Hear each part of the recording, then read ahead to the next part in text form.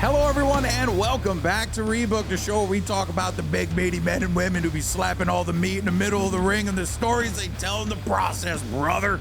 I'm, of course, GB, the man currently yelling at you, and I have possession of the buttons. We, of course, have TNA's Matt Rehwalt in the house and Jake the Brain Bennett doing, okay, a little gold dust. Okay, I'm a big fan of that one. And we are joined by a special guest. It's BDE from TNA Wrestling here today. That must feel wild to hear, right? Yeah, I'm getting used to it though. Yeah, it's a cool thing, man. I mean, you have had an incredible journey. You're a YouTuber. Your thing was Brandon does everything, right? You did everything, but then you decided, I'm gonna do wrestling, and we gotta do more. And you gotta do more. And now you do a ton of wrestling stuff. But more importantly, you're a freaking wrestler now. So before we jump into anything and everything, how's the journey been? And just kind of give us like the primer on just the experience so far of being a TNA wrestler. Man, the journey's been great, man. I'm incredibly grateful and blessed to be in the position that I'm in. I say it all the time, but I never thought that I'd actually be wrestling. I've always been curious about it. The day I actually made my YouTube channel, I was actually looking for a wrestling school near me at the time, but I wasn't old enough to go. So I was like, okay, well, I guess I'll just make a YouTube channel. And it all kind of worked out. But man, I love wrestling. It's like, it's given me a new passion for life, if you will. So I'm just happy to be a part of TNA for real. Yeah, no, that's awesome. Of course, it's unfortunate, but you have to work with Matt. Has that experience been a negative, a positive? Has he just been annoying? Once in a while, he bullies me. No, Matt's awesome. I knew it. Wow. only every when the cameras are on, and I have to be my on. I have to, because Tom says nice things about you, so by default I just have to say the mean things. I get it. You have to play devil's advocate. Okay. Of course. Yeah. 100%. You just don't have to enjoy it like you do. That's the difference. Well, look, thank you so much for joining us. And usually at this part, we'll go through some of our fan comments and some of our poll questions. So if you don't mind joining us for that, we can have some reactions as well. This one, actually, I think you might have some fun with if curious on your opinion here, because we have 25 days until WrestleMania is coming up around the corner. You've attended the big show. I think we've all gone in some form to a giant wrestling show at this point, so we know this one's going to be a big one. And the poll from our community question was 25 days until Mania. Which main event feels bigger right now? Orton versus Rhodes or Punk versus Reigns? Community says Punk versus Reigns. I actually disagree. I say Orton versus Rhodes. Fellas, do you agree, disagree? Yay, nay, disarray? Oh, I feel like it shimmies week to week. Yeah, you know what I mean? Like, I feel like they've been trying to make the bigger moments with. No, I don't know. I was gonna say with Punk and Reigns trading the stuff back and forth, but I think Cody and Randy have the more emotional story. We're talking about stories, so as far as that kind of layered history and everything like that, I think there's a little bit more meat on that bone. Okay. Yeah. I could agree with that. Like, I feel like the bigger feud feels like Roman and Punk, but I'm a little more interested to see what Randy and Cody have in store at Mania, truthfully. Yeah. Jake, do you feel the same way? Look, they're the main event by title only. I didn't see Oba versus Brock on that list. That's my main event. I'm so excited about that. Yeah, no, I am too, actually. That's Godzilla versus King Kong shit. Like, that's I can't wait for that. Yeah, I know. But I would kind of say that I kind of think it is the Orton and Cody feud right now. Just because they've turned it on as of late. Yeah. Whereas it feels like the Roman Punk storyline is kind of settling a little bit, and I think that the Orton and Cody one is still, I think it's still going up. I think we're building some more tension. Yeah. But I'm excited for both of them. I just want to see everybody fight everybody. Yeah, no, I kind of, the reason why I said I feel like Orton Rhodes is because to what Matt's point was, I just feel like the story there feels a little bit better. I won't lie though, this week it took a little bit of a different turn on Monday Night Raw with the whole Stephanie McMahon thing happening with, we'll talk about that later.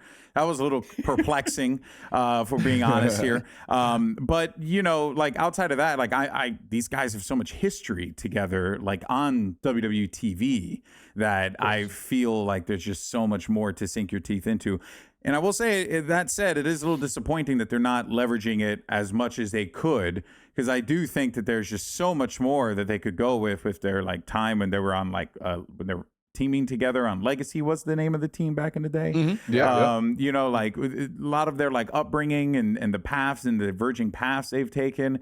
I don't feel like they've leaned into any of that. If anything, right now it's just been Randy Orton's talking to a random person on the telephone, and Stephanie McMahon is scolding Cody. So we'll see where the story goes next week. But it is it's an interesting one. That said, though, we did have a fan response because BD, at the end of every episode of Rebook, we like to do the Rebook 24/7 Champion of the Week. I love the graphics. It is. One day we're gonna get that belt made. Graphic design is my passion as well. And last week, Matt said his. I know you game and stuff. He said the game he's been addicted to is Crimson Desert. Have you played it at all yet, or have you seen it all? Familiar. Okay, well, one of our viewers actually was talking about Crimson Desert because he had this one to say. He said, speaking on Crimson Desert, games combat is amazing and funnily appropriate to this podcast because there's a grappling section in the skill tree where you can literally do wrestling moves. You can do clotheslines, German suplexes, RKO. Yeah, so I actually decided to go hunting to see where this was. And lo and behold, I found it. It's awesome. Yeah, it's a like medieval fantasy Witcher style game, but there's an entire set of moves. It's Korean. You can tell they love wrestling. That's awesome. There's a suplex. There's a drop kick. There's a big Claudio swing. Wow. That was Zangief. I'm pretty sure that was Zangief. Yeah. Like this is a fantasy like magic game, but they just give you RKOs. Do you think they would have done this in the medieval times? I think I would have hit someone with a cutter. You know, suplex castle, bitch. I have told people this. In the olden, because I did stage combat in college, and we looked at like old time like fighting books from like the 1800s and stuff. Yeah. An Irish whip is a real thing, but because you can't actually throw a human being across a ring because no human being on the world is strong enough to do that against their will. An Irish whip was essentially what we know as a snapmare. Okay. It was an old fighting. You'd grab a guy by the neck, throw him to the ground, and then get ready for a punch or whatever. But that was called the old Irish whip. It was bare knuckle boxing. Damn. So, and before Tony Storm turns that into a gimmick. And an Irish whip sounds delicious. I could go for an Irish whip right now. You know what I mean? It really does. Mm-hmm. It's just a green Starbucks coffee. I gotta play this game, dude. So Matt's been. I've been on the marathon kick, but Matt has been on Crimson Desert like nonstop. How far have you gotten in it, Matt? Have you finished it yet? I'm playing a little bit. No, God, Jesus, God. He's just collecting cats. That's all. He's doing. That is something else you can do in it too. What? No, there are 168 main campaign missions. Wow. Oh my. Wow. In addition to about 40 to 50 extra hours, if not more, of side content. That's a baseball. This is a 200+ hour game easily. That's nuts. It's a lot of fun. Yeah, that's wild. Damn. Yeah, well, pretty damn cool game. So yeah, that's Crimson Desert. And thank you for that one, Ranma, for sending that one in. That was pretty dope. And honestly, like I think it's safe to say, you get to do some. These guys are taking like wrestling and they're getting inspired by it. It feels like the crossovers all over the place. It's pretty cool. Actually, that brings us a perfect segue because in your match, BDE at Sacrifice, I want to get your reaction to doing a suicide dive while holding a phone outside, like that surely must not be safe to do. Probably not. Because it's probably not the safest, but I'll tell you what, it's a lot of fun. Oh man, did Sure. you practice? I'm assuming you practiced this ahead of time just to make sure you didn't break anything, or you just went for it. Yeah, I just went for it. Like I've done the suicide dive so many times where I feel comfortable doing that, but with the phone, it's definitely a little different. It's definitely a little different. Was the footage usable? That's what I want to know. Well, yeah, you shared it, didn't you? Yeah, I did tweet it. It was like it's shaky, but it's kind of cool seeing the POV of it. So we uploaded it anyway. Okay, that's right. It's all content. Yeah, baby. do it Like slow OG motion found next footage time and just like For real. Maybe I might turn it sideways next time. You can see everything. Yeah, exactly. Honestly, it would be sick to do the cinematic slow-mo thing as you're doing the dive, just to see all the Hey, carnage. you're giving me as you're, ideas. I'm gonna falling write out. that down. Yeah. Hey, man, listen, that's what we do here. Okay. We just pump out ideas. No one listens to us. Okay. It's just a whole other day. Let's dive into Sacrifice. Massive show. Matt, want to get, top level thoughts of, how everything went. asking Matt for then. Well, he was there. He lived it. You did have to watch all of You them. want top level thoughts. Yeah, I mean, it's fine. It's fine. We know Tom is the one who knows the things, but Matt, you were All right, present. He's the stats guy, but I'm the emotion guy. Yeah, You know you what bring I it mean? on with the feels. All right, how was Sacrifice, man?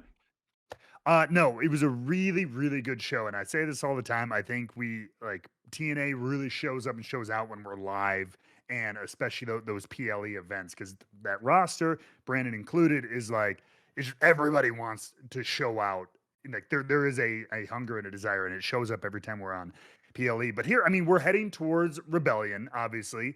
This was kind of like a somewhat awkwardly placed, and I think everybody could feel it.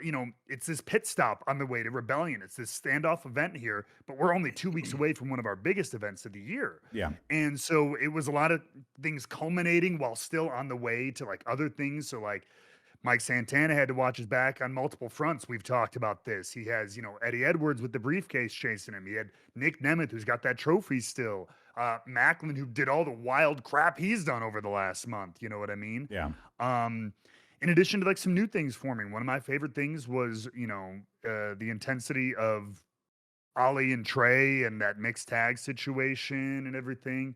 And, of course, I mean, all the stuff happening in the knockouts division, where we still have a champion who doesn't even go here, as they say. We're back in one of those situations. So no, it was a really good show overall. BD, I want to get your feelings about the show overall and where things are headed into Rebellion. What your kind of take of the landscape of TNA is at the moment.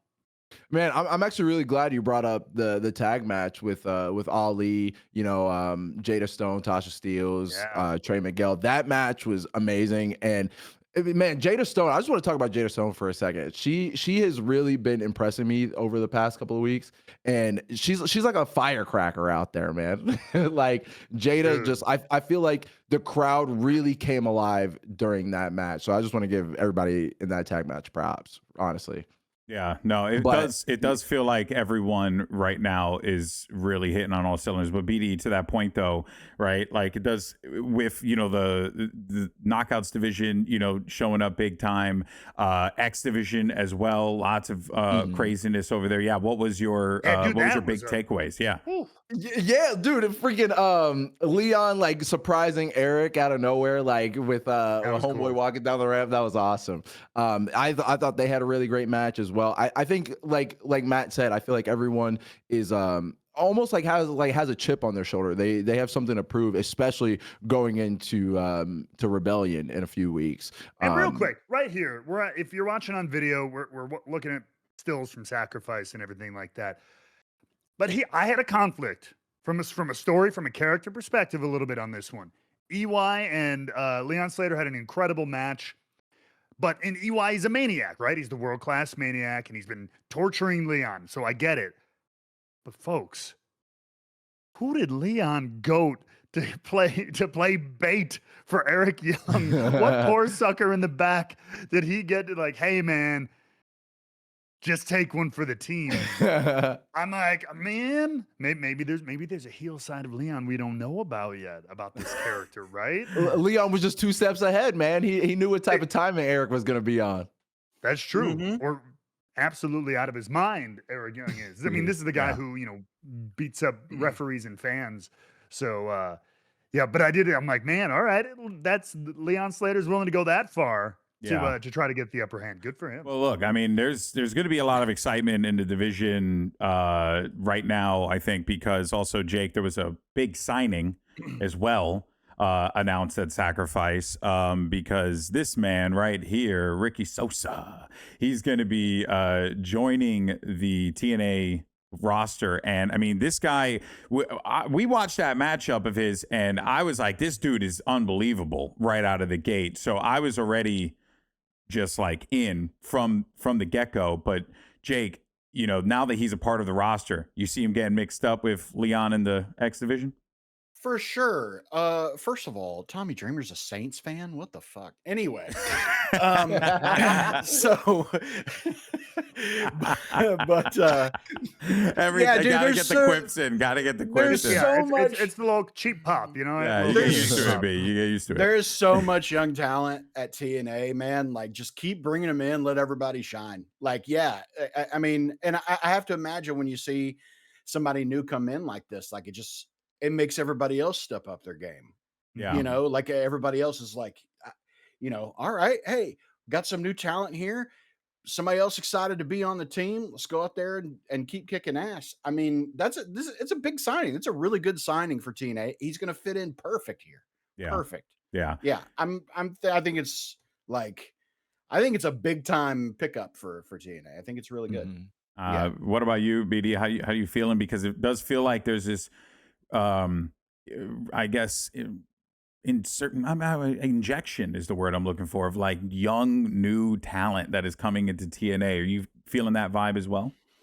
Oh yeah, I mean, I come from that vibe. I haven't even had 40 matches yet. Yeah, so no, of course, it's cool. Of course. It's cool to see TNA taking risks and opportunities on people who normally, you wouldn't see get signed to a major company so soon. Especially someone like Ricky SOSA. I'm sorry, I was blanking for a second. Ricky, great human being as well. Like, there's a lot of people who may not be familiar with him and they think it's just, a theme song and an entrance, but he's way more than that. He's incredibly talented in the ring, and he's so young. Like he gets it already at such an early age. So like by the time he's 30, 40, he's going to be floating. You know what I'm saying? So I love seeing signings like this coming from TNA. Yeah. Yep. No, it is exciting. Matt, I'm sure it's exciting for you as well, because a lot of new faces, new stories, new opportunities. Where do you think someone like Ricky SOSA can go? Where do you think he can go and kind of maneuver within TNA in the early goings here? I would like to see him kind of feud with a veteran early on, Sure. I mean, that's exactly what I was going to say. And those are stories. And, this will actually segue maybe to a question to you, Brandon. But like, yeah, you want to see that. And plus, you want to put them in there with somebody who can kind of see what they're made of, see what they can bring to the table. You don't want, as I like to say in the industry, you don't want the blind leading the blind. Not that anybody here is blind, but like just the less experience with the more experience, and see what they can kind of get out of them in their first couple of rounds out here. So like, it's this really open period. Again, we're here talking about characters, story. Is the chance we need to establish who Ricky SOSA is, which I'm looking forward to outside of the kick-ass theme song. You know what I mean? That's really, that gets you in the building, like as they say, maybe, or it gets you in the moment. But now, what's going to keep us there till the end of the match? And again, somebody who's that fresh, but he's been wrestling a couple of years and stuff already. Like, I'm sure has a lot to bring to the table. I'm ready to get to know the guy, the character outside of just the entrance, just that. And so, on that note, I'll get to like a little bit of a question here. BDE, one thing I always say is like, the only way you get better, right, is if you work with people better than you. And sometimes when we're starting out, we can't always do that. We're on these indies with other people who've only been wrestling 2 years or something like that. But we've talked about it on commentary. You've had some really incredible opportunities to be in there with wild, like next level veteran, not just people who've been around a minute, but like your Eric Youngs, your Nick Nemeths, you know what I mean? What was being, Frankie Kazarian, what was it like being in the ring with those guys, and what did you take from those after those experiences? I've always wanted to ask you that since watching you go through these series of matches. Man, I appreciate that, by the way. And a lot of what I pick up from, being in matches with vets is it's really the little things. It's like the in-betweens, like when to take your time and like when to speed up, when to accelerate, when to get the crowd behind you, like when to fire up. There's so many little things that I never really thought of before I started wrestling or just like watching wrestling. I've been watching wrestling since I was 8 years old. I'm 26 now.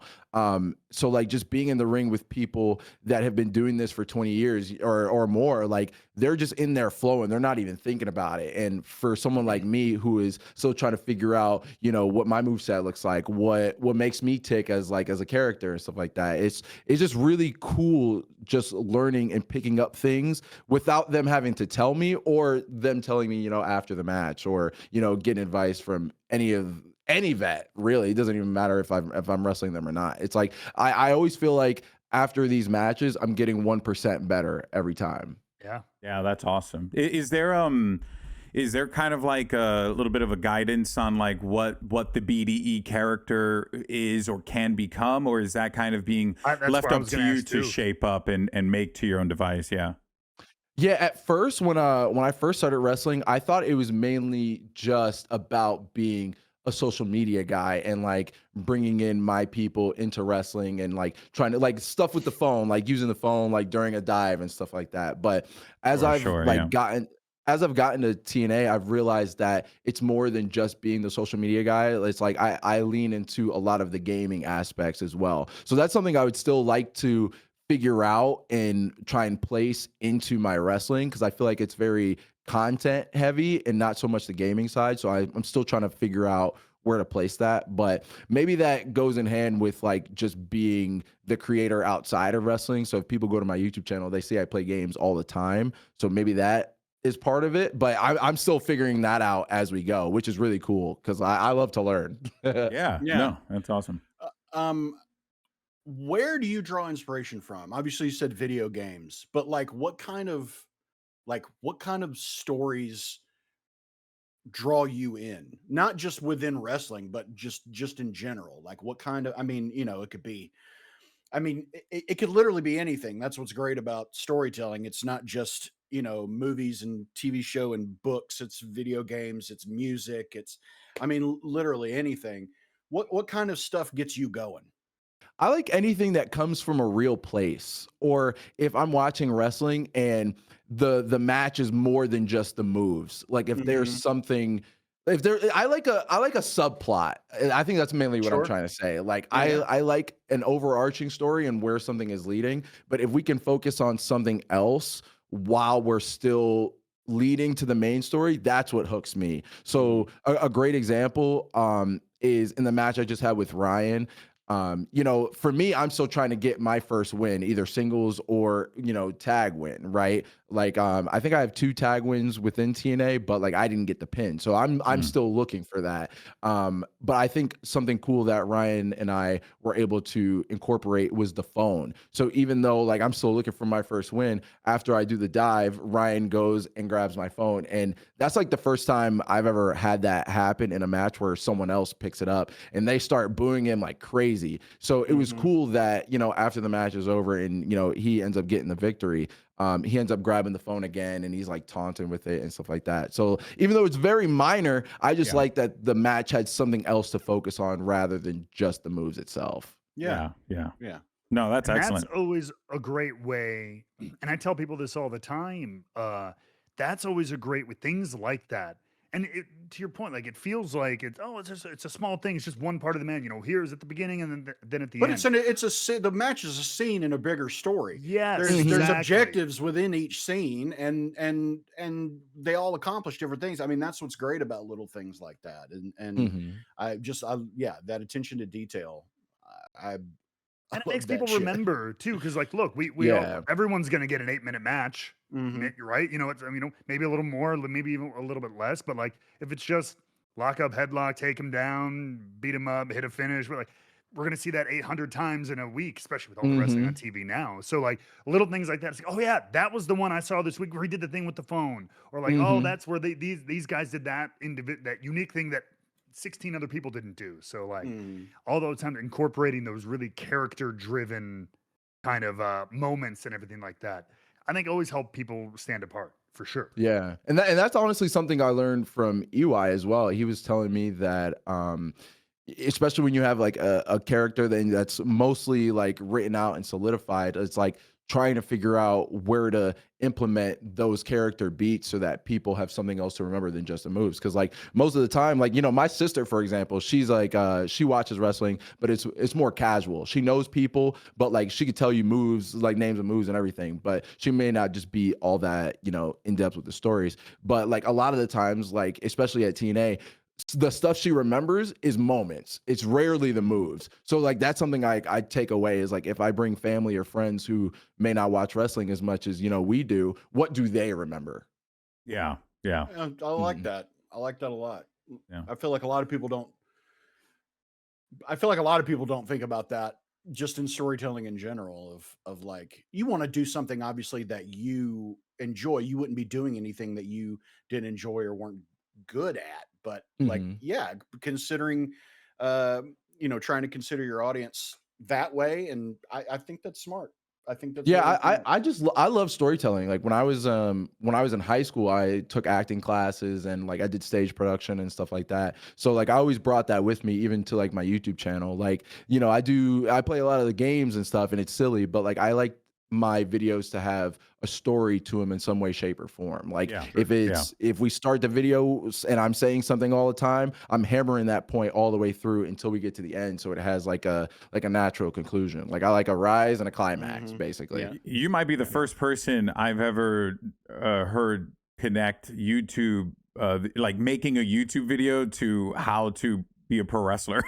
Because honestly, but there is actually a really fascinating connection there. Because you talk about there being a through line, right? And there being a start and a finish and investment from like what this thing is, and why people should care about it. And dude, go for it. Sorry, but like that triggered something in me too, because it's true. I mean, think about it in this, everything is content, right? And BD, you know that better than everybody. But like, that there is this wild parallel with wrestling. I mean, the idea of like, you got to hook someone at the beginning, right? You got to hook them. You got a thumbnail. You're opening, 10 seconds of your video. It's like a match. You do, whether it's your entrance, whether you sing a song, whether you do a really cool high spot at the start. But then, all right, what's the theme? What's the through line of the whole thing? And then hit him at the end. What's the lesson? What's the takeaway? That's our closing shot. This is the takeaway of the story we just told. Oh, he brutalized him. Oh, that underdog won.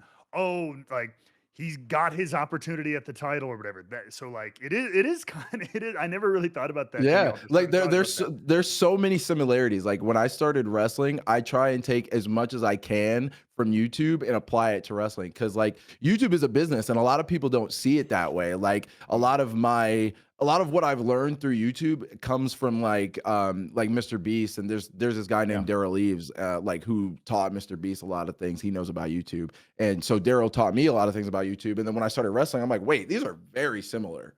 Yeah, very. So yeah, I just try and mesh the two as much as possible. That's cool. Hey man, and you pull inspiration where you can, right? Like that's what I always tell people, in esports and stuff. It's like, especially people want to like get involved, like your voice, like your uniqueness, you are, different because you have a different perspective, right? Like you're going to see it differently and you're going to approach it differently, or you're going to, maybe something's going to click in a different way. And then you could improve upon it in a way that maybe someone else previously wouldn't have thought of. Like it's open for it, right? So long as you're always open for the feedback and always open for growth, like you'll always do well.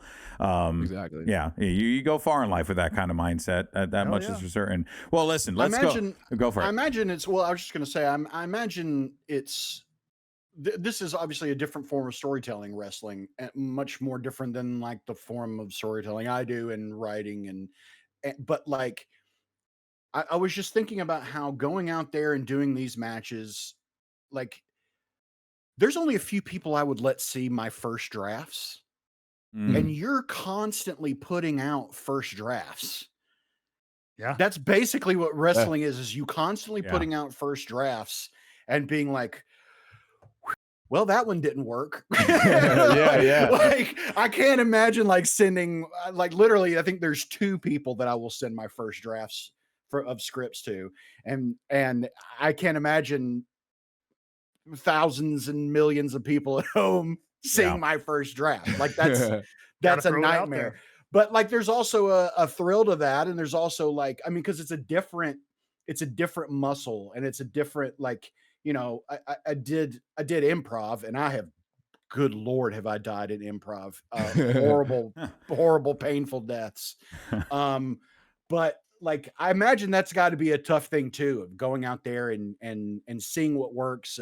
But then the thrill of finding that when it finally does happen and being able to continue on that train. Like, I mean, is that something like, you know, are people coming up to you afterwards and be like, hey, this thing worked, try that next time? Or maybe, you know, is there that kind of collaboration behind the scenes as well?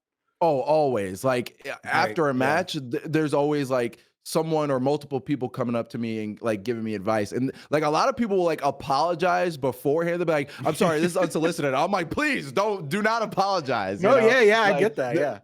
That's the feedback I want to hear. Like can I cuss on here? Am I on? Oh yeah, you're good. You're good. Yeah. Okay. Like if I tell a lot of people who give me advice, like if you don't tell me my shit stinks, then I'm not going to get better. Yeah. So like, no, I love hearing like, I mean, not that I love hearing that something didn't look great, but like then I know that I have something else to work on. So it's like, like I said earlier, it just helps me get 1% better. So I love when people come to the back and give me feedback. I love it. Yeah. I would say that was the one thing that I was taken aback by my extremely brief time doing pro wrestling stuff was the collaboration. I had assumed it would be, I assume it's still very competitive in a lot of different areas, but like, you know, there was a sense of collaboration that I had, maybe just because I was doing commentary. That's why it felt a little bit more for me, but I kind of saw it amongst everyone else as well at AEW in those early days when like people were just like in the ring yapping about what they wanted to do and they were just sharing ideas.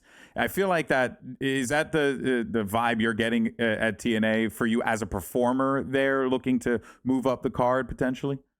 Yeah, I would say so. Cause like there's a lot of ideas that I'll pitch and a lot of it will make it into matches or a segment. And then sometimes if it doesn't, instead of just a no, and then like I don't know why, it's always a no, and here's why we're not doing it. You know what I mean? So that's it's like important. Not only am I pitching things and I feel like I'm not just like sitting out, because that's one thing I don't like. I don't like just sitting out and feeling like I didn't contribute anything. So it's nice when I pitch things and I get a no and I get to know why. So that way it helps me learn too. So I love the feedback. Like the teamwork at TNA is great. I say it all the time. It's like I haven't been a part of many locker rooms, but TNA is like my favorite locker room I've ever been a part of. And you have Matt there too, which is unbelievable. So of course. And it's still, the morale is still good. I don't know, right? I usually drag everything down. We're kidding. All right. Well, before we let you go, because you know you said we were going to keep you for 25, it kind of went a little over. I did want to get your thoughts real fast on both the Knockouts title, like what's going on over there, as well as what's going to go down with the world title ahead of Rebellion after Sacrifice. We'll start with the Knockouts because Ariana Grace, she kept it. She held on to it. Did we predict that? I don't know if we did, Matt. I'm not sure. I think we did. I think so. I think we did. Generally speaking, I don't think we saw it going any other way at this point. Yeah, but again, it was more shenanigans. Shenanigans. Stacks get involved. Stacks getting involved.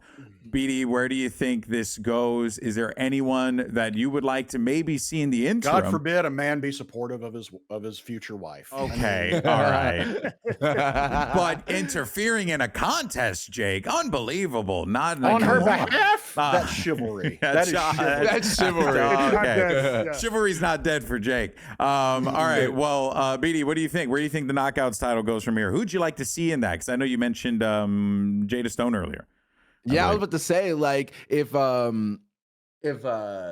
if Jada doesn't get involved soon, I would love to see that, because we've had Lee, you know, she needs to get her lick back. You know, Stacks got involved. So, I mean, she got to get her lick back first. She's got to get her rematch. But if that doesn't happen and Ariana is still holding it down as the champion, I want to see Jada Stone have her shot, because she is amazing in that ring. And I think she's only 22. She's one of the young ones as well. Damn. Like she is absolutely killing it in her position right now. So that's what I want to see from the Knockouts division. Yeah, you're definitely getting this renewed sense of kind of push from the Knockouts division, Matt, where there's so many new players now, and a lot of them are looking pretty good. I know Indy Hartwell has been sidelined a little bit for the time being, but she's very much in that. I would imagine she's very much in that hunt once she returns.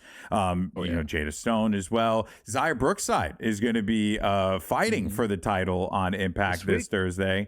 I think, Xia, good luck there, sweetheart. It's going to be a tough one with Stacks probably interfering and all that. Of course.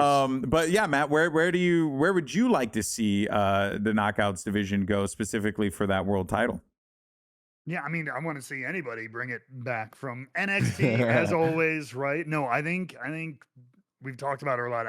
But Jada has been such a standout. I think you got to capitalize on stuff like that. Ali has done such a great job of utilizing her in starting with his, story with Elijah. I almost Mr. Commentator. You dead named him. True. And then now with Trey Miguel and bringing out, so she was already a standout athlete, but now utilizing her in this more story-driven, emotional capacity. Now she's kind of tying up with Order 4, but Tasha Steelz in particular. So I feel like they have some unfinished business, but I mean, if she maybe gets an impressive win down the line, hopefully soon, against someone like Tasha Steelz, a former Knockouts world champion, that as we say on the commentary, you know what I mean, that pushes you up the line. If you ask me, if you beat a former world champion, that raises your stock and everything like that. And off of this momentum she has, she's someone who I think has a clear path to capitalize on what has already been done, given the kind of high visibility things she's just done recently. So why not roll with it? Yeah.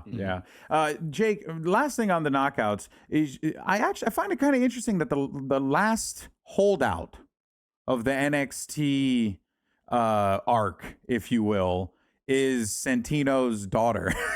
You know, like I think it's I think it makes all the sense in the world. Yeah, it's fascinating though, right? You know, because storyline, couldn't you blame Santino on NXT being here in the first place? So it all I mean, seriously. Yeah. Storyline wise, you can blame NXT being here on him. So it makes sense that the biggest problem that he has remaining is his own flesh and blood. his own creation. Oh man. I mean, that's fascinating. I think it's perfect. I think it makes all the sense in the world. And it would make all the sense in the world if it just continues to be a reign of terror.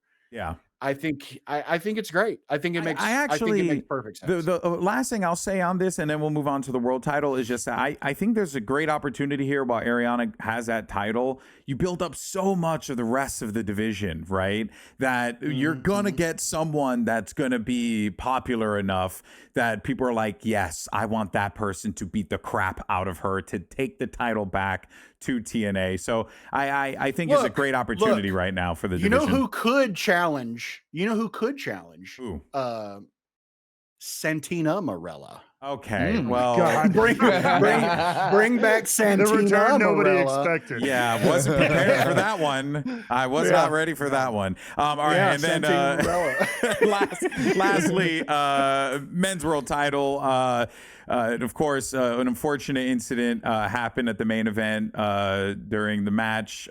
Santana hit Macklin with just a normal run-of-the-mill thrust kick, and it just so happened to have caught Macklin in a way that just wasn't prepared for, and then kind of had to end the match for everyone's safety. Was the right thing to do. We don't need to dive into too much of that because ultimately it is what it is. And we, of course, will wish Steve Macklin speedy recovery. Matt, I'm assuming you spoke to him or saw him. I'm hoping he's in good spirits. He's back home. He texted me. He was in the gym yesterday. Everything came back clear. He was all right. It was just, in the moment. Yep. Everyone did exactly what you're supposed to do. Mhm. It ain't ballet for a reason, folks. You know, it's very physical. But no, he is very, very good. And I said it before. I mean, he's a despicable SOB sometimes on the screen, but he's one of the toughest SOBs too. So he'll be back sooner than later. Yeah. So I think this could all work out storyline wise. It could be one of those weird nobody wanted this, but but you got to pivot now, right? You got to pivot. Where could he fit back in? Especially the fact that seems to be medically fine. This could he could be like, TNA's protecting their golden boy. Do you see what they did? Like, they called this match early. Even the doctors were like, there's nothing wrong with him. TNA doesn't want me to have this championship. They don't want me to have this match. She was in on it. She called it. She was in on it. I like that's what I'm saying. That's what I'm saying. It's all the conspiracy. Look. Yeah. Well, I'm only back because Santana begged for it. TNA didn't want me here, so they had to do something to protect their champion. So what did they do? The first chance that they saw, called it off. Damn. You know, has an argument. The character of Macklin has the argument. Yeah. Mm-hmm. Yeah. BD, your rebuttal, if any.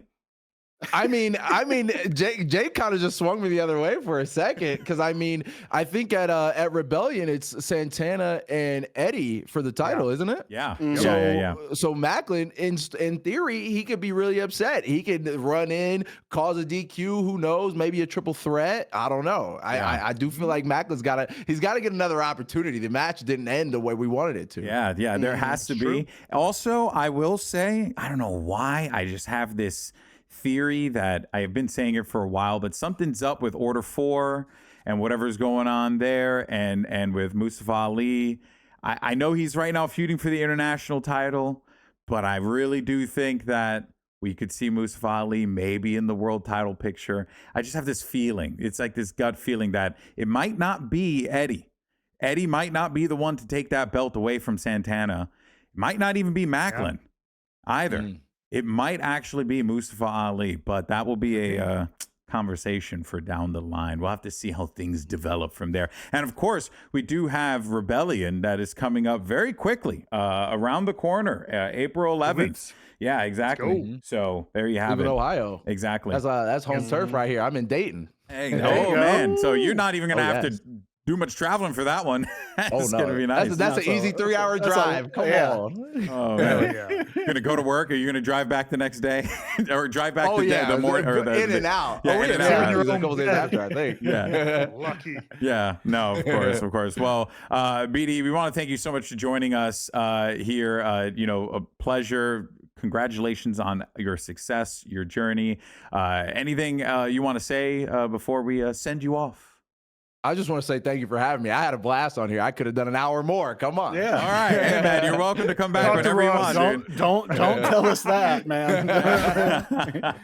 Oh, man. Well, for real. Thank you guys for having me. I appreciate it. Oh, dude, it is our pleasure, of course. You can check out BDE. He's way bigger than us, but he's on YouTube. If you've never heard of him, you're living under a rock. Go check out his content. He currently has a 2K series on his channel right now that you just started, I think. Yes, sir. So you're going to keep that one going. We've been thinking about doing I've wanted to do some gaming stuff on Rebooked for a while, but I need to play these damn games. It's been way too long. You got to get into it, man. Come on. Jake, you want to do it? You want to play some wrestling games on YouTube? You used to do it for professionally for G4, so that is true. I did, maybe once or twice, and I still have my belt for it too. See, we all have belts. Matt, get your belt. Come on. I don't have a belt. You can't wait to I've been wrestling 15 years. I don't have a belt. You know, wait. Did you guys not win? Didn't you guys win NXT tag titles? Or am I crazy? Yeah, I didn't have the money to buy a replica title. They give you a replica? Oh, you have to buy. They do not give you anything. Oh, damn! I thought they give you one. The only people, I think some people like Roman starting a Reigns level people might be GoFundMe gifted, you know, to get- but like the rest of us, no. Especially at least in NXT at the time, like if you wanted one of those, you went on WWE Shop and you bought your own. Did you get an employee discount? Nope. Come on! What is because this? To be fair, because I'm also because they not a were rock the boat guy. contractors. I They were probably could've contractors. Yeah, They right, were exactly. contractors, not employees. That's Yeah. why. There was no- No, to be I fair, probably didn't shake the tree enough because I'm a Yeah. non-confrontational person, and I probably could have bugged somebody, but I didn't. As have that. all of us here who have worked as independent contractors know the feeling when you just don't get the freaking employee discount at the merch stand. Damn it. Unreal. All right, BD, thank you so much for joining us, man. We really appreciate it, okay? Thank you, for my having me, friend. man. All right, so there you have it. Thank you so much to BDE once again for joining us. That was cool and great to get his perspective and all that stuff. And yeah, of course, you can catch him and Matt on TNA Wrestling every Thursday on AMZ. Okay, let's go ahead and move forward, shall we, fellas? Because we have some more business to talk about. In the land of AEW. Was a pretty exciting week overall. Big result came through. Didn't expect it. Kenny Omega won. Kenny Omega won. Mhm. How do we feel? Because I sold it. I was in. I was in like Flynn with that, and it did not happen. So yeah, Jake, start with you or whoever wants to go first. I don't know. Go for it. I mean, I'm fine with it. I'm fine with it. Okay, I mean, okay. it's look, because we talk about all the time, like how we can get frustrated when things feel predictable. And again, we've also said this a million times, doesn't always mean it's bad when it's predictable. But AEW has really enjoyed throwing us curveballs lately. We many of us, and yes, I know you didn't, thought that Hangman was going to win at Revolution. Yeah. That seemed to be the foregone conclusion, and it seemed to be the foregone conclusion here that Swerve was going to win, and he didn't. So I like them taking these chances and faking everybody out. Quite honestly, I like it. I like the decision to ultimately go with Kenny. I think that's I have no problem with it. Yeah. Yeah. So my only thing, and I guess it kind of plays into what Jake just said, though. So, and I agree. I kind of appreciate that. That, you know, when these stipulations get thrown out, it's not necessarily the tipping of the hat that we are used to. It is, right? Usually, if this guy says he's never going to do this again, it means he's clearly going to. I like them subverting that. However, it does kind of also, like we talked about with the Hangman thing, I feel like sometimes it's hat on a hat a little bit, or like, then why? I question why, outside of a cheap promotional tactic, why did the stipulation about the EVP thing even get thrown out? Because it didn't even seem like it was part of the story, and then to put it in there and then not really do anything with it other than to maybe go, oh, it might happen. But that said, and we'll get into that, but I do want to say, advice to AEW wrestlers: never suggest the stipulation yourself, because now the precedent is set. If you make the stip, you will lose. Both Hangman and Kenny, they were the ones who, or excuse me, Hangman and Swerve were the ones who threw out these big stipulations on these matches. Yeah. And they lost. So just lay back and let somebody else suggest the stipulation for you. So but GB, it looked like you were gonna. I'm gonna lay out my theory on why they did that, and it's not like a great one, but I think it's just more or less they wanted stakes, right? I think in the match, which I get, but is the number one contendership not for a TV match not good enough stakes? Well, I think because Swerve had beaten Kenny. And that's right. Swerve got, right? So that's where all this kind of, because Swerve beat Kenny and then Swerve beat Brody. Right. And then both of those guys Kenny was in contention for the title, and then Brody fought for the title. So he was actually high up on that list as well. So that's kind of like AEW's reasoning, I think. Now, here's the thing though. I feel like the promo with Swerve, and also even I want to believe that there's a connection with Swerve and Hangman in this situation, where both men chose their circumstances, both men failed their situation, like their task, right?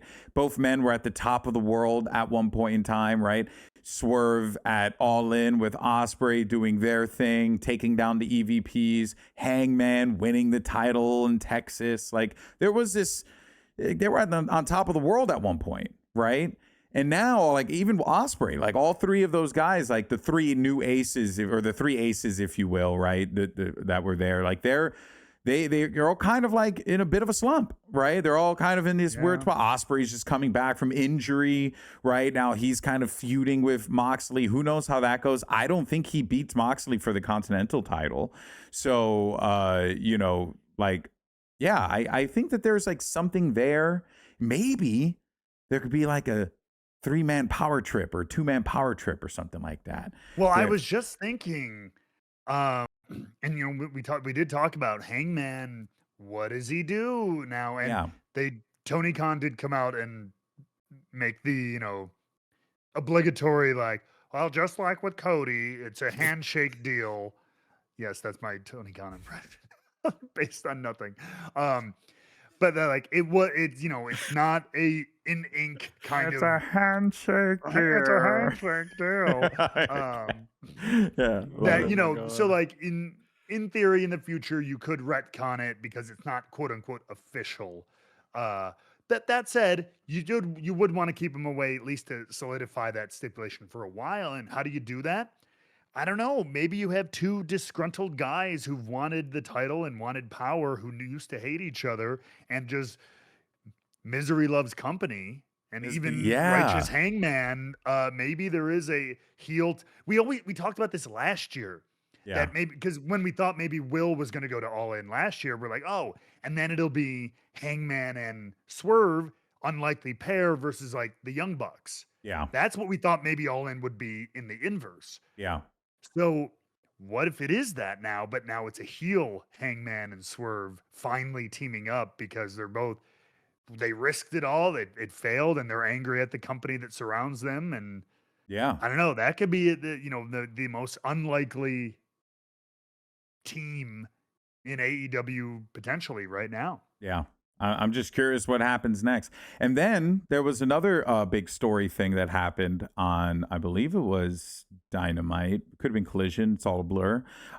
Babes of Wrath.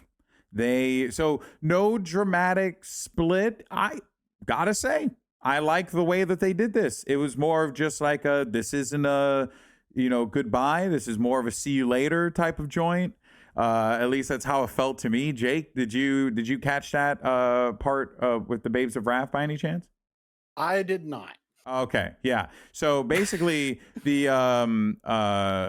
Willow and Harley backstage, they had a segment where they chatted, and after they lost to try and reclaim the tag titles. And they were like, we tried, we did what we could, but we came up short. It is what it is. And then Harley was like, you got to focus on that TBS title. And then Harley's like, I'll figure out something to do in typical Harley fashion. And it was kind of like a sunsetting of the Babes of Wrath for right now is kind of how it felt like, which I'm okay with. I mean, they can come back later because and I'm fine with a parting of ways as long as it's not a breakup. Yeah. You know what I mean? Somebody that's fine. Tom, this is where I actually need Tom for things. Because his brain works better than mine. But something similar. There was a team in TNA, I think like last year, that it was something similar. Like they kind of made a run for the tag titles or something. It came up short, and I do remember some segment of just like, hey, for right now, blah blah. You got to focus on this, or like I've got to focus on that. Like, see you down the road kind of thing. Yeah. And like, I think that's cool. Because I think the trope of like, you win until you lose and then somebody has to get angry and you turn on the other and break up. Like, I like throwing that out the window because like, why not? Like, we're also two individual people. We can just kind of go in a different direction for now, but it leaves the door always open. Yeah. So I dig that. And they could have done something with it because there was a legitimate grievance, I think, right? Like Harley lost her first championship because Willow kind of overplayed her hand, and did a little too much. Like that's still a thing that you could lean on if you wanted to down the line. But I like the way that they did it right now. So it seems like that part of the chapter is done. And yeah, I mean, we'll of course see where things kind of develop moving forward. We know Kenny Omega and MJF is happening, and it's going to take place at Dynasty. So that's going to be an incredible matchup. Lots of history for both of those men. Curious to see how they, because when is Dynasty, as a matter of fact? That's oh, dang.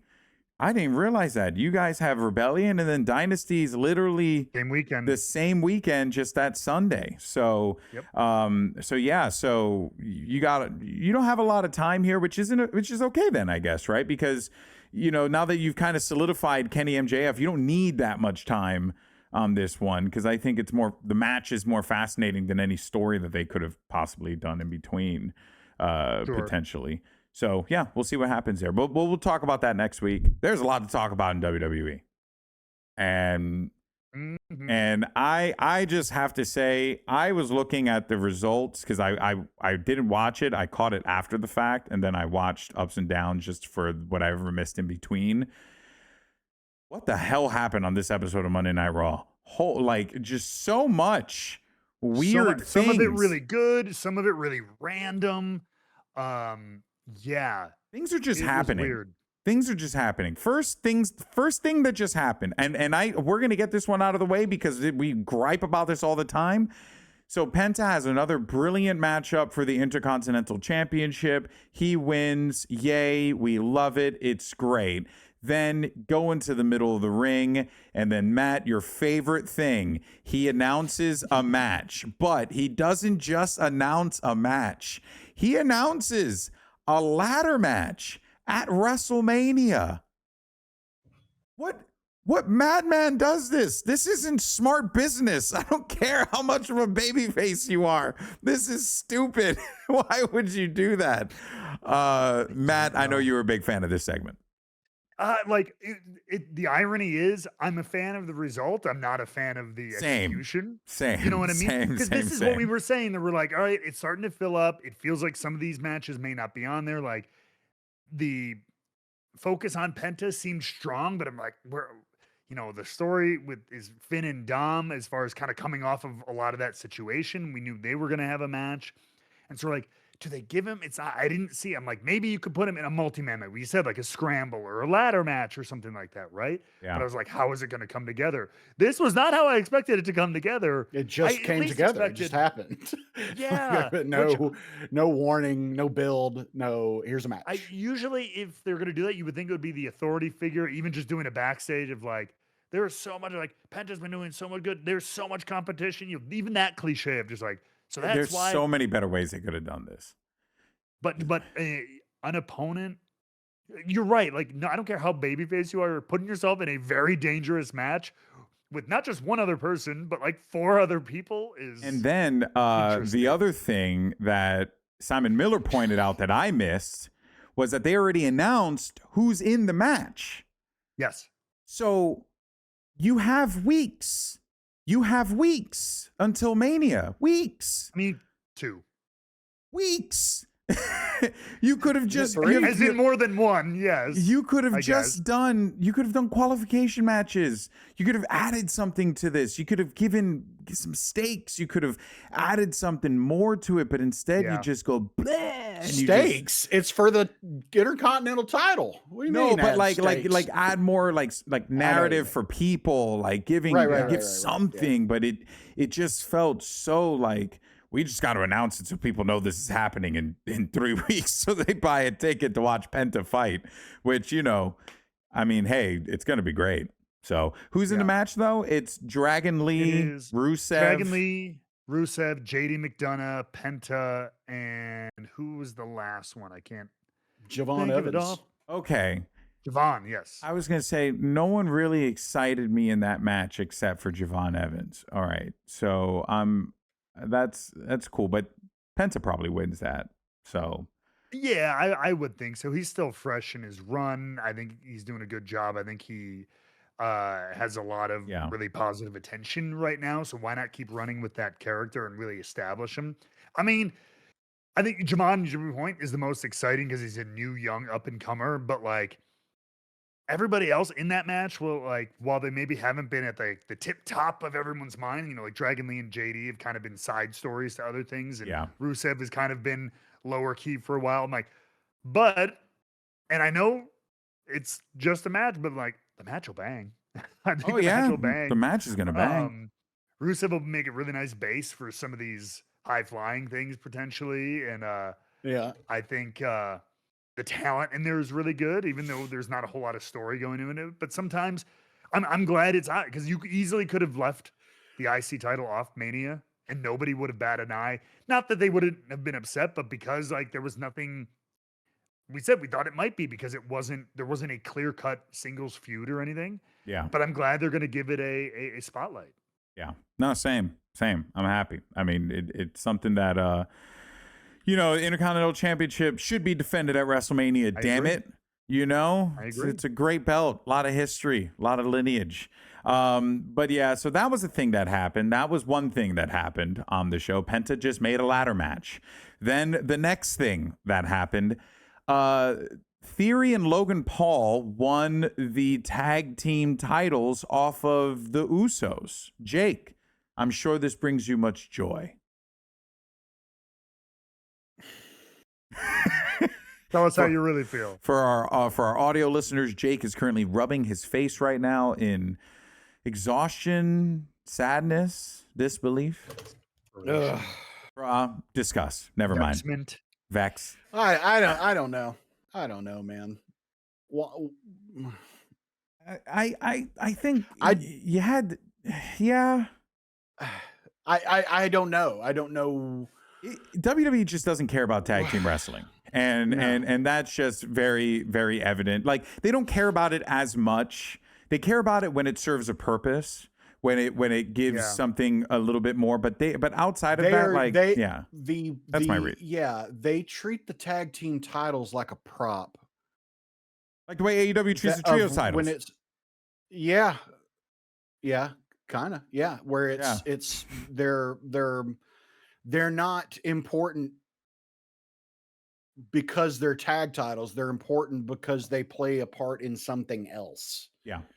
And that's like lame. My thing is, and like I don't. And I think Scan pointed out, I forget how many, like this year, I think between, if you want to go back to Rumble, but even between like Chamber and now, I think like 3 or 4 titles have changed hands before Mania. And if you go back to like the Rumble, it's like 5 or 6 or something like that, or right. Yeah. But it's a significant number. Like it's not just 1 or 2 is my point. And so like it's a weird choice for some of these things. And I don't mind the change necessarily. I like rocking the boat. We were used to like titles not switching hands before pay-per-views. Still, overall, even though it's happened a few times in the last couple of years, it's still very rare. So I don't mind. But it just feels directionless though. Yeah, I don't know where this goes. Like, do we just get the Usos rematch at Mania, win it back to? It feels like get a Yeet entrance. Yeah, it feels like yeah. It feels like WWE, didn't they? They changed the Uso theme. Well, they went back to I think the Usos tag music. Oh, okay. As opposed to Jay's music. Got it. Okay, but it's very similar. And what were you saying, Jake? Sorry, I didn't mean to interrupt. I don't remember. Oh yeah, it seems like WWE's like booking strategy right now.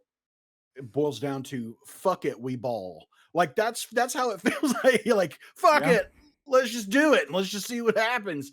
And there's no real. Well, I mean, this picture is worth 1,000 words. I mean, my God, like the fact that Speed and all 1,000 of those words are fuck. Yeah. So Speed, prominent YouTuber, who I may or may not have recently worked with, ended up doing like I will appreciate that there was at least a through line with the Danhausen curse Danhausen. thing. Yeah. Right. And if we're thinking about story, I can appreciate that they went with the Danhausen curse Speed. Speed then went out there. He hit LA Knight. It created this commotion. And then ipso facto, Vision wins the tag titles. Okay. Yeah. But he's cursed. So, and now we all are. Yeah, it's true. And now we all are, but he's still cursed, right? Right. So does that mean that maybe these guys are cursed now because they're rolling with cursed Speed? by proxy? Cursed by proxy? Like, I'm curious if that's what happens, because if that's the case, then I'm less perturbed, because at the very least it's silly.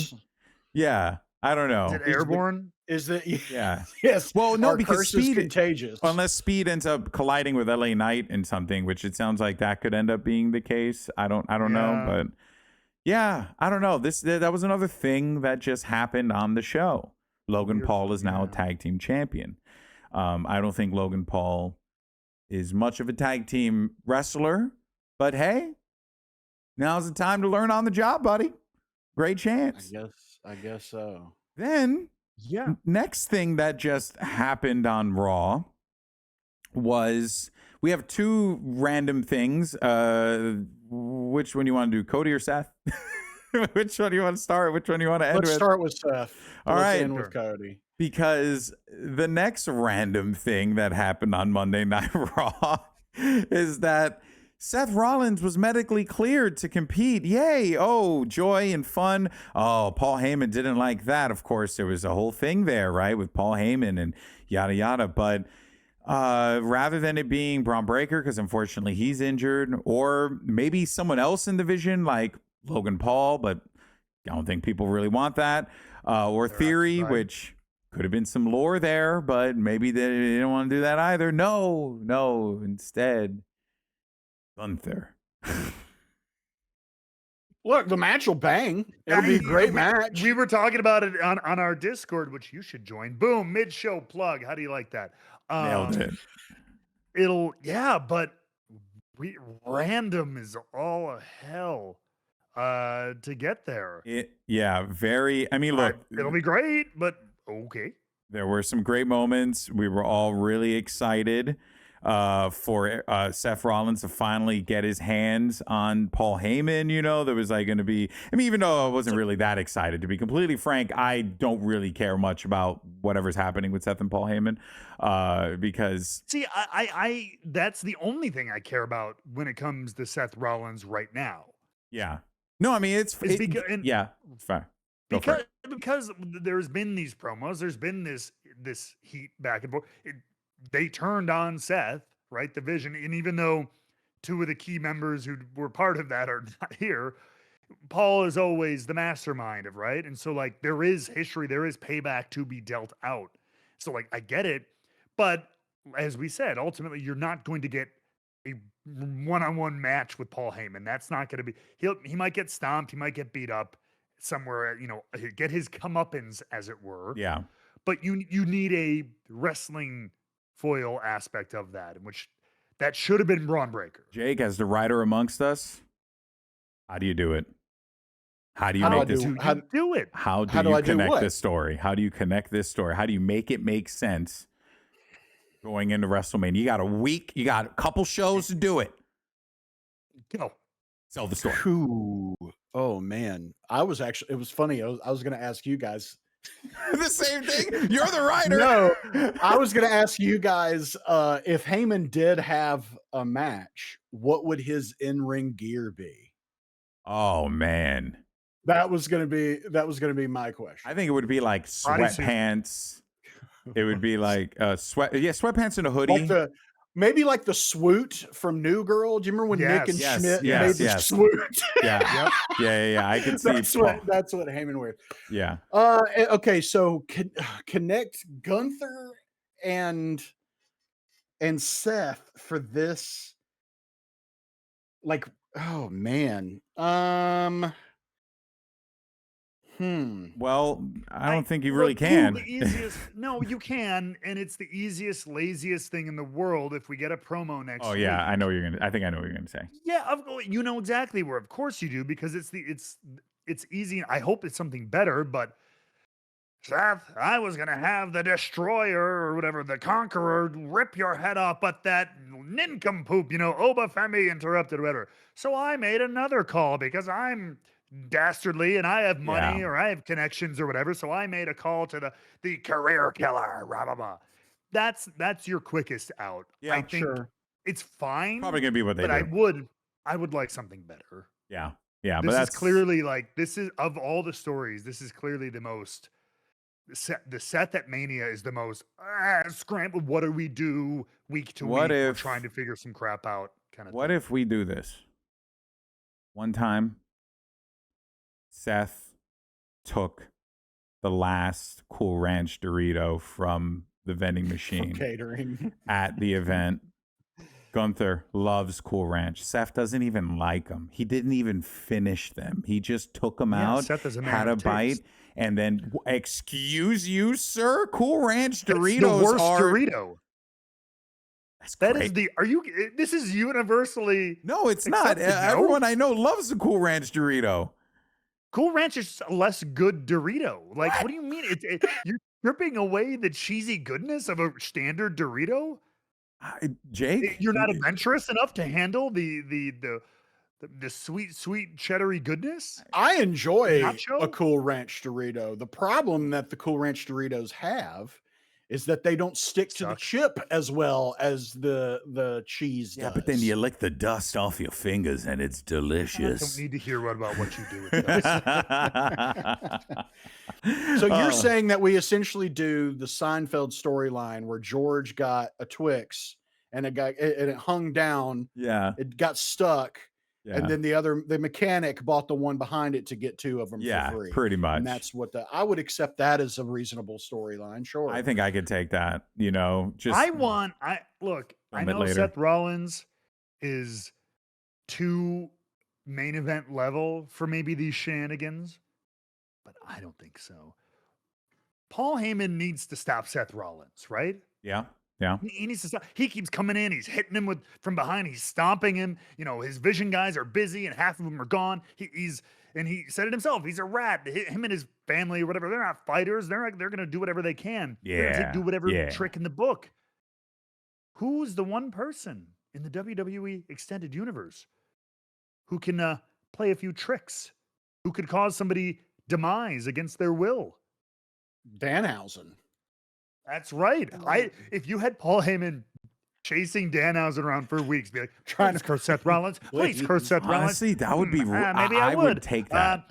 Seth Rollins, you are good looking. That's what you meant, right? And then he walks away or something like, no, curse him. Tell him he's cursed or something like that. It's comedy. It's silly, but it would be gold, and I would love it. Yeah. I feel like we're gonna get that with somebody eventually who's gonna be begging Danhausen to curse someone, and he won't. Absolutely. Oh yeah, and it's probably gonna be Miz at some point. Yeah, Miz will try to get him to curse his opponent or something like that. So that was the other. That was the other thing that happened. That was weird on Monday Night Raw, but we come down to the last. And honestly, I'm glad we saved this one for best to last because it's the worst of the last. Stephanie McMahon came back. Why? To chastise Cody, apparently, and to tell him that he doesn't know what he is dealing with when he's thinking about fighting the Viper Randy Orton. Fellas, what did we think about this bit of riveting content from the E? Matt? I think I will give credit to this because I think Stephanie has you may call me great. I think she has a cachet that a lot of characters don't. She's so rarely seen. Yeah, right. True. Sure. So when she does come out, it kind of feels like a big deal. Yeah, very true. Like, oh shoot, you know what I mean? I wasn't even sure if she was still with the company, and then I know she has her pod, but no, it's not 2001 where she's on TV every week with Hunter and everything like that. It's been she only came back for important things or like really big feuds. So I don't know. She does have a cachet as a character that makes you go, oh. So like I like that to add gravity of like, hey, I don't come out here to talk to anyone, and I'm coming out here to talk to you. Yeah, and she is the I last think it is- McMahon, so it Yeah. is like there's still that there, despite 100%. what you may think. I think though, to your point, the angle is weird that especially like of all people, you could have almost done this with almost anyone else who was about to fight Randy, and it probably would have made sense because I mean she's got a long history with Randy and everything. Hunter does, and her by proxy and everything too. But if there's anybody on this roster in a prime position to wrestle Randy Orton that has just as much, if not more, history with Randy Orton and knows exactly what Randy Orton is, it's Cody. Yeah. So like, why of all be like, I need to give you some advice on what the Viper's really like. Like, I know. That's the angle of it. Again, I didn't mind her coming the start of it. I was like, oh, this is interesting. I wonder what it is. And I'm like, oh, well, Yeah. okay. Oh. That's like your sister coming out to tell you about your brother. Like, hey, you don't know Charlie. It's like, yeah, I do. We grew up in the same household for 18 years. I know him pretty well too. Well, just in case, he's pretty crazy. I don't know. We shared a bedroom. Like, I know Charlie. Oh man, that was my. I get what they were trying to do. I get that it was a thing of like, no, Cody, you know the man, you don't know the Viper. And those are two different people, and you need to learn to separate those, because I don't think that you have. You see your buddy Randy and you see the guy who's all but like you don't understand, because this version of Randy you haven't been in the ring with, standing across from him. True. And I see this as it was meant to fire him up and get him to realize, like, Cody, this isn't just like your other title defenses or your other matches. Like, we haven't seen this version of Randy in a while. Yeah. And not since you've been back. And like, it felt to me like firing him up, because when he left the ring, I don't know, she was standing in there, like, kind of watching him go, smiling like a proud mama, is how it felt. Like, so that was the purpose of the slap. He's got the fire. Yeah, I think it was like to fire him up. I that's kind of what I feel like the intention of it was. Yeah, I could see that. I could give you that. I think that what it is just that it's, to Matt, your point about her being what you said, a cachet character, like a character you don't really see all that often. I think yes, it feels important when she's out there. Yes, but also I think that like if you're doing this, then what I want to see in that match is a new version of Randy Orton. I want to see an Orton that is even more brutal, that, is like kind of like wrestling in a much more like brutalizing style. And we had a stipulation. So the old Randy Orton is what you mean. Yeah, I would say old Randy Orton, but now that he's like taller, not taller, sorry, he's bigger, he's got the size, he's got the experience, he's got the, he's got so much more behind him now, right? So back then, and now that he has that mindset back, he's more dangerous than he's ever been. Yeah, because I the way I see it is it reminds me of like when Moxley came back from the hiatus, when he like formed the Death Riders and was wearing like the green pants and was really rocky, like he was wrestling a very big, brutal, still Moxley, but he was wrestling a much different style that was more like just looking to beat the crap out of his opponent. And that's honestly then what I want to see from that match. I want to see Cody Rhodes get absolutely brutalized by Randy Orton, because this should be like an Orton that, Jake, I think is much more aggressive, is much more cruel, the Viper, but like in a way that we haven't seen it before. Because if you want to sell that main event, to me, that's how you do it. You got to go. I guess you got to go balls to the wall there, I think. Yeah, I mean, definitely, and I think Randy will continue to do stuff to try to get into Cody's head more and to mess with him leading up to WrestleMania. I wonder if we're going to see some kind of stipulation. Yeah. whether it be a no holds barred or whatever. I don't know. This match is good for a stipulation, I think. Yeah, especially as brutal as Randy has already been to Cody. I think that he wants some repayment on that front. I think so I think the objective last night was Stephanie trying to see if she could bring out a similar mindset and brutality from Cody to prepare him for what he's going into at WrestleMania. Yeah. And maybe if we can see Cody flip some kind of switch even more and show off the things that he learned from Randy over the years, but do it his way, that could be really interesting. Yeah. That could be. I'm interested in this because I'm always interested in whatever Cody's doing, and he's always great. But I'm curious where they go. I'm curious how this plays out. I think Hell in a Cell, could that be a thing that they look to do? Is that going too far, too much? At this point, I feel like they would have announced it. Probably would have, right? Yeah. So you probably would do more of a no holds barred then, or a hardcore match, something that's less lift. You could. I mean, we're already getting non-sanctioned with Drew and Jacob Fatu. Oh yeah. I mean, you could put them on different night, but it's less even about just having a no DQ. So it's like, do you need a different stipulation to differentiate it from another, essentially street fight on the same show, even if it's on different nights or whatever. So like last man standing, you know what I mean? Yeah. You could do a cage, but that feels like a weird place here.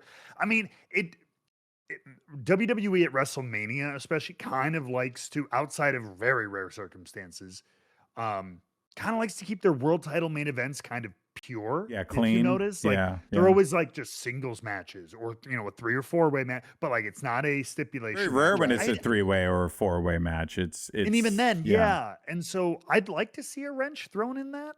And now it doesn't. And then maybe we won't see it at WrestleMania. We're going to talk about Dusty. We're going to talk about the generational talents that he and Randy both are.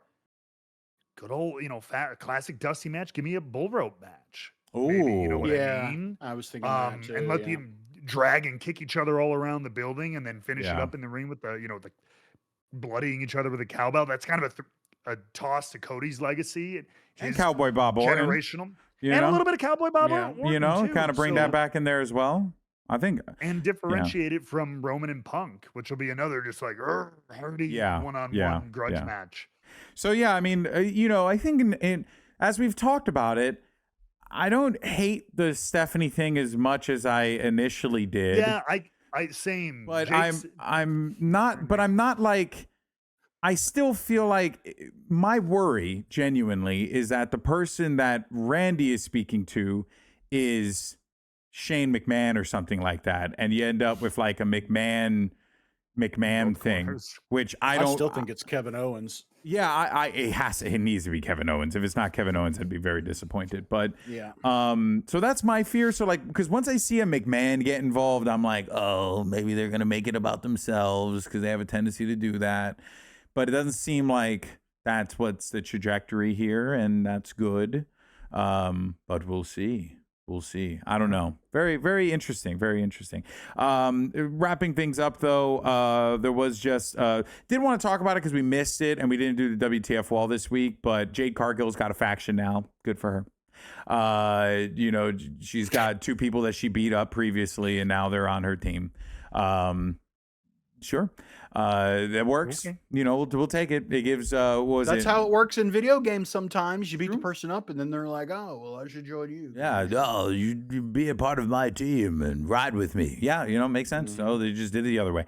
Bad guys do it too. And then we had more Stephanie Vaquer and Liv Morgan hate. They were just constantly going back and forth, beating the crap out of each other. That's pretty much settled at this point. I just don't know what more they're gonna get out of it. Because we have a lot of weeks until Mania. So no, we don't. Yes, we do. We have 2 weeks. That's not a lot. All they've been doing is just I thought we had 3 actually. No, we got 2. Yeah, 2 more. Yeah, you're probably right. Yeah, you're right. 18th and 19th. You're right. So, you're right. So like I like yeah. No, sorry, right. 2 weeks. like, but they have been. we do need stuff to do. You're right, and Yeah. this one in particular. But like, let's not pretend it's like, oh my god, we've got all this time to fill. It's You're like, right. it's I'm 2 so episodes of sorry, TV. Matt. As I'm of the so release sorry. of this, it's 2.5 This business was weeks. quick, baby. Yeah. But no, but I totally acquiesce to the idea you're getting at is that like I feel like it had a hot start, but it's just kind of maintained and hasn't ramped. It's like, oh, they've insulted each other. They've both been attacked, like, you know, on the entrances or during matches, and it hasn't ramped up in any way. It's just kind of Does this maybe get a stipulation? I don't think so. It could. I don't think so, though. Yeah. I don't think we're there yet. I think if this were a rematch already of a feud they've been doing since, like, you know, Rumble or something like that, maybe. But this is kind of really where the feud has begun. This will be their first proper match in the feud. Will be Mania in theory. Yeah. So No, it's fair. It's fair. Yeah. You know, maybe they'll just keep beating each other up each week. You know, that's the extent of it. I'm actually curious if they are just going to do that, and maybe you know what, and that's okay. That's okay. it's kind of what Roman and Punk have done. Yeah. It was like promo, then beat up, and then beat up again in the other way. Yeah. Like, It was actually good to I'm segue curious into what that. they're gonna do. Yeah. I'm curious what they're gonna do for the next 2 weeks. Yeah. Insult. Finally, somebody powerbombs somebody through a table. Now the other guy gets powerbombed through a table. Yeah. All right. What's next week? Well, now the Usos Right. lost the titles, so maybe they're a little disconnected from the tag titles and they can get back involved in this, but that would be weird. I don't know. But I don't want them. I don't want that. I just don't know what you do. What are you like? I guess they're just going to insult each other. They more insult and more brawling. Oh my God, Adam Pearce can't keep control. The Usos now come in. He's gonna put Roman through the table again. The Usos come in. They splash him through a table. Then the week before Mania, Colt Cabana and Ace Steel come running in. Shout out, I love you, Ace. He's my riding buddy. They come in. They start pile driving people through tables, and it's his family warfare. I'm down. Anyway. Book it. There it is. Worst fantasy booking. No, take the graphic down. It is not worthy of the graphic. I'm gonna share this with Ace, and he's gonna be like, "Yeah, right, brother." Yeah, right. I know that's good though. All right, well, start my stretching now. I mean, there you have it, right? We'll of course be keeping eyes on what takes place as we always do. SmackDown this week will be interesting, or maybe we get a little bit more Randy Cody goodness on that show, more than likely, and then some more progress. We also have a U.S. title match. That's right. Worth. Yeah, that's right. Sami Zayn won the U.S. title. Sami Zayn, and who is he fighting? Trick. Ooh, do you hot potato the title? Maybe. I actually wouldn't hate that.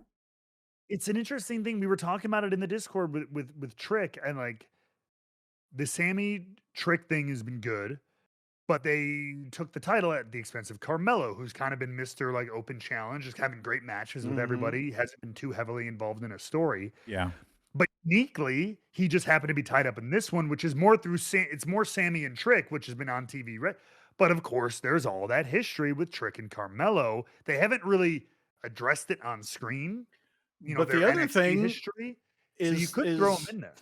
Well, Mello did have that little thing with Ilya Dragunov, where Ilya was like, "I'm not at my best. I'm not going to challenge you when I'm not at my best," or like he, was having like some mental hangups or something to that effect. And Mello was like, "When you're ready, I'm ready."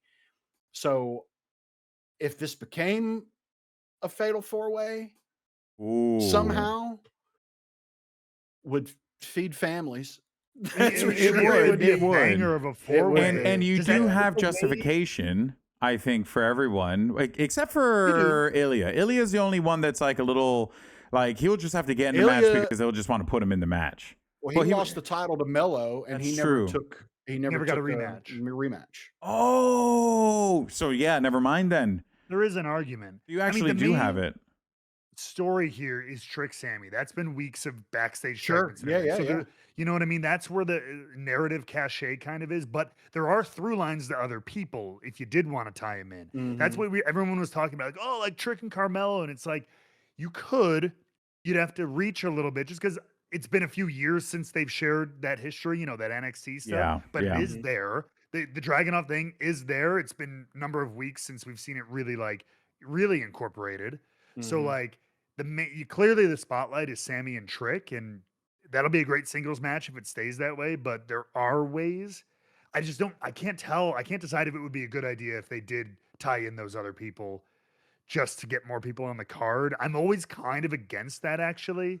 Yeah. Outside of like the IC title where there wasn't a story going in anyway. I feel like with the mid card though, I'm more okay with multi-man matches for big shows for mid card titles. Too, unless you built up a monster like with Gunther or like with Miro Rusev in AEW and he had the TNT title. Like, like I'm okay with it then, but yeah, what were you gonna say? Sorry. It was just that it's not the biggest story, but like Sami and Trick have a consistent number of weeks of story here. So like they can stand on their own as a singles match. Yeah. And we don't need to throw other people in. Like I would like to maybe see that play out. As much as I want to see those other guys in the match, maybe you could get that post Mania. I think less so Ilya, more so Carmelo. I think Melo in a triple threat for the US title, I think is more likely given like if Sami were to, for example, like Melo might get involved in what happens in that match, right? It could be. So I'd have to see it on TV though. I want to see it play because if they just put him in for like rematch sake and to make it like a cool match, I feel like he's just a body in the narrative of Sami and Trick, and I would rather him be. If they in the next 2 weeks, if they can find a way to make him a cog in that wheel. Great. Like, and it wouldn't take much again to tie him and Trick. You really only just need them to have a promo out in the ring together, both Trick and Carmelo. I think they could deliver that. You can even do a backstage if you really wanted to streamline it. Yeah, but exactly. Tie those lines together. Yeah, there's something there. There's something there. So there's a couple things. And we talked about Punk and Roman and what we're hoping out of that. It's shaping up to be a pretty decent Mania, just the windiest road that they've ever taken. A couple of them, a little weird. Yeah, this one's pretty weird. This one's pretty weird. But anyway, let us know what you think in the comments down below. Sound off. Do you think this has been a weird build to WrestleMania? What match has been exciting to you? What match hasn't been exciting to you? We've been talking about it for a couple of weeks now, and it's kind of been proving right each and every week. Curious to see what next week brings. Honestly, I'm kind of in just for that. Like at this point now, just make it a thing where everything's just random and there is no consistency, and like. Throw it out there, and I'm interested. Like shit, try it. Let's see what happens. But of course, that brings us to the end of the show, my friends. And as we know earlier, we talked about this. It is the Rebooked 24/7 Champion of the Week. This, of course, is the segment where we talk about the person, place, thing, whatever brought us joy this week. I guess I can go first. Because this one Scan just shared with us. And I think this would be a really easy one to make. Actually, I'll save it for last. Okay. I'll go first. Go first. I just shared something if you're able to share the footage. I saw that. Mine, last night, Monday when this airs, the Brock Oba thing has been blowing up. It's Jake's match of the card. We know that. It's probably a lot of ours too. They had another confrontation. Unfortunately, it wasn't Brock or Oba who got the worst of this confrontation. Nope. It was some extras who, especially this one, who went for a ride. I wonder. Watch your hip. Oh, that's gonna bruise nicely. I have to wonder if those guys were supposed to feed kind of back up and catch him because he just landed straight on his hip. Sure. And shout out I believe those were Brian Myers commented. Those were some of his students from the Creative Pro School in New York. Amazing. So man, he just got yeeted. There's a great a couple of memes out of this. Obviously, I saw a great one with Uncle Phil and Jazz. They keep throwing that is perfect body dummy that they always. Oh my God, that's so funny. Someone was like, that's concrete. I don't think that's concrete, but it is hard. I mean, like, Oh, because there is like a thin layer of like padding on the ground, I believe, in those walkways. That looked like steel on Was the wall. that? No, What was that? Or is that cement on the ground? That's the flat. That's the flat. That's the arena floor. Oh, that is just straight up the arena floor. Yeah. Oh, I thought they at least had on the runways. There's never padding on the runway. You either have a ramp, like they have, like the rampway, or it's the only where there's mats are right around the ring. Yeah. Okay. If there's a flat aisleway, that's just a carpet over whatever the arena floor is. Wow. Okay. All this time, I thought that there was some semblance of padding. That guy just got needed down to basically, either concrete or like basically a basketball floor. Yeah. So, oof. Hope his hip's okay. Well, he's young. He'll recover. Yeah. Somebody's like, I think come on. They're like, at least give him a tryout. He's earned it. Yeah. I agree with that. Jake, do you want to go next or? I'll go. My 24/7 champion of the week is something that is happening today as of the release of this episode. Hopefully, knock on wood, weather permitting. But my 24/7 champion is the crew of the Artemis 2. Oh. The official NASA mission where they're going on a 10-day launch a trip around the moon and back. They're actually traveling out away from the moon and Earth farther than any human being in history. Wow. Whoa. It's a 10-day trip. It's the first to like determine how we can not just go to the moon and go into space, but stay up there permanently. So they're this is the first. We're finally going back to the moon. If this one goes well, the next one should be landing on the moon. Wow. But as a space nerd and someone who grew up in the Rocket City, like I love this stuff. I'm pumped about it. Yeah, and they even released like the cruise menu today. And I wanted to go over this real quick, like because there's some. It doesn't list all these. There are 189 unique menu items that they are sending with this crew on a 10-day journey, and some of them I'm like, how? So they have more than 10 types of beverages, including coffee, green tea, mango peach smoothie, chocolate breakfast drink, vanilla breakfast drink, and you guessed it, strawberry breakfast drink. Gotta have it all. Lemonade, apple cider, pineapple drink, and cocoa. Some interesting choices. No whiskey? No, shockingly, no whiskey. No booze. All right.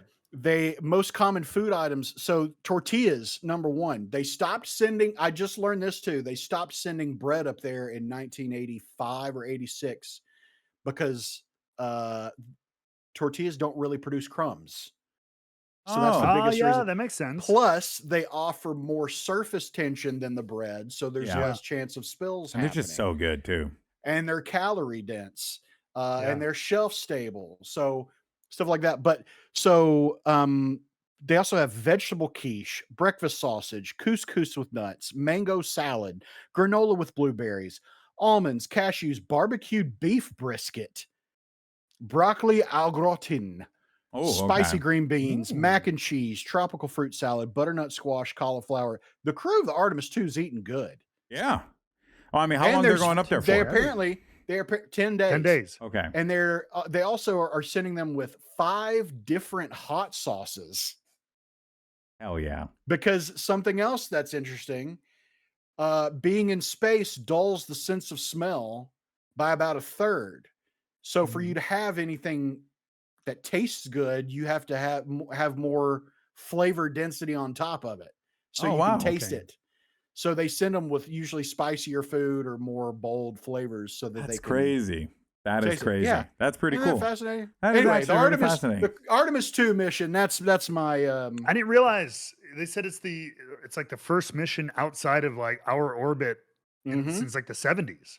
Yeah. Wow. And the first wild. Yeah. And the first one, it's the first one since then. And had the record for the most people in space.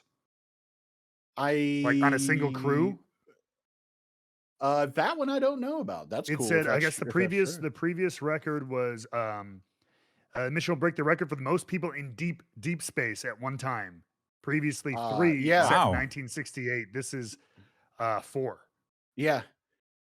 So supposed to launch tomorrow. That's cool. If you're in, tell you if you got any buddies still living in or around Orlando, they should be able to they'll see see it. Yeah. They'll be able to see the launch tomorrow. Wow. So that's cool as shit. That's If awesome. any of our fans live in Florida, Get footage of it. Yeah. Share take it. some You'll be our pictures for us, 24/7 man. champ. Yeah, absolutely. Pop them in the Discord and share them with us. Yeah, we love to see it. That's super cool. Super cool. All right. Well, for the last 24/7 champion of the week, it is you guys, because as of this recording, and I realized I messed up because I saved it in the wrong location, like a ding dong, and I lost it, and I'm gonna find it right now.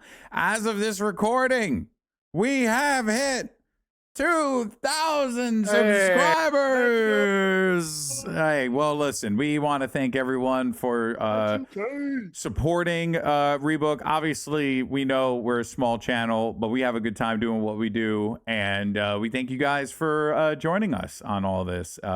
What an incredible journey it has been. So look at that one more time: 2,000 subscribers, 2,000 fantasy bookers out there right now who want to hear all the latest with the meaty men and women who be slapping the meat in the middle of the ring and the stories they tell in the process, brother. That's it. So they have it. So who you want to give it to? I think we'll give it to you guys. Yes. Oh wait, you guys. Us as a collective, the team. It was a team effort. Yeah, there you have it. Thank you all so much once again. Much love as well, of course, to Matt for making that interview with BD happen. So big thank you for doing that one, dude. Absolutely. That's super cool. BD, Jake, thank you. Always killing it. Big shout out to BD. Thank you for dropping by the show. It was super cool to get a chance to catch up with him and chat with him, and hopefully the first of many to come. Officially friend of the show. All right, folks, that's going to do it for us. We'll see y'all next week. Take care. Peace. Later.